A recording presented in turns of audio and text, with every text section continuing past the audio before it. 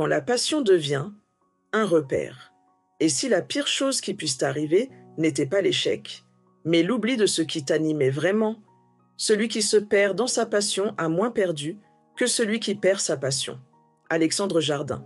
C'est une phrase qui secoue, parce qu'on vit dans un monde où se perdre est mal vu, où l'on nous répète de rester raisonnable, de grandir, de rentrer dans le rang.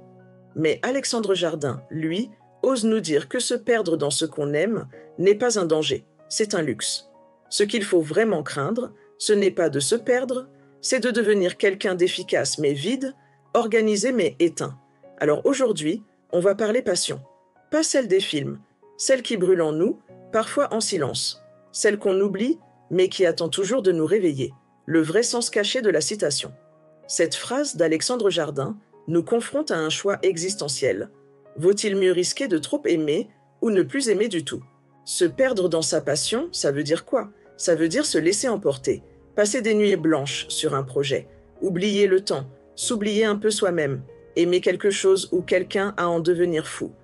Et c'est vrai, parfois on s'y brûle, on perd l'équilibre, on s'éloigne des normes, mais dans ce feu-là, il y a de la vie, il y a du mouvement, de la création, de la vérité. À l'inverse, perdre sa passion, c'est comme éteindre une lampe dans une pièce déjà sombre. Tu continues à avancer mais sans lumière. Tu fais ce qu'il faut, mais plus ce que tu veux. Tu vis, mais tu ne vibres plus.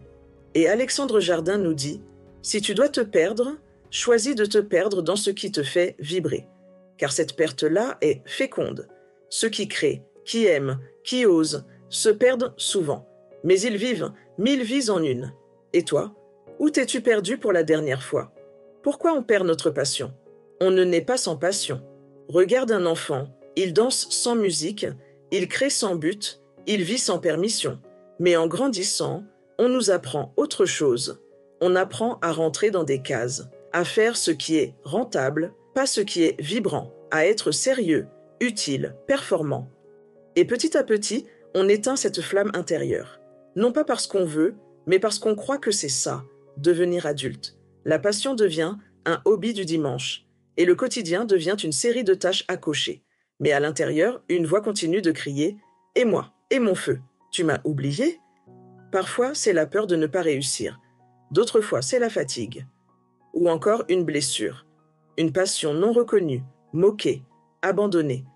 Mais ce qu'on oublie, c'est que la passion ne demande pas d'autorisation. Elle n'a pas besoin de rentabilité. Elle a juste besoin d'espace. Comment raviver ta passion?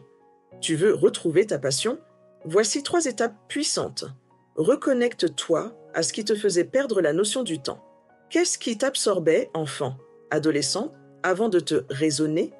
Souvent, ta passion est là, sous la poussière. Autorise-toi à faire sans but. Crée, écris, danse, parle, construis, pas pour être bon, juste pour te reconnecter. Laisse-toi être inutilement vivant. Nourris-la chaque jour, même 10 minutes. La passion, c'est comme une flamme. Si tu souffles dessus un peu chaque jour, elle reprend vie. Tu n'as pas besoin de tout quitter. Tu as besoin de recommencer petit. Se perdre pour mieux se retrouver. Se perdre dans sa passion, ce n'est pas disparaître. C'est s'abandonner à ce qui fait battre ton cœur. C'est oser désobéir à la logique pour écouter ton âme. Et oui, tu vas peut-être paraître fou. Oui, tu vas peut-être perdre des repères. Mais tu gagneras quelque chose que le monde oublie. La joie brute, celle d'être en feu de l'intérieur. Celui qui perd sa passion perd son feu. Et sans feu, on ne crée rien. Ni dehors, ni dedans. Alors je te pose une question. Où est passée ta passion? Et si tu la retrouves, oseras-tu t'y perdre à nouveau? Si une partie de toi s'est éteinte, ravive-la.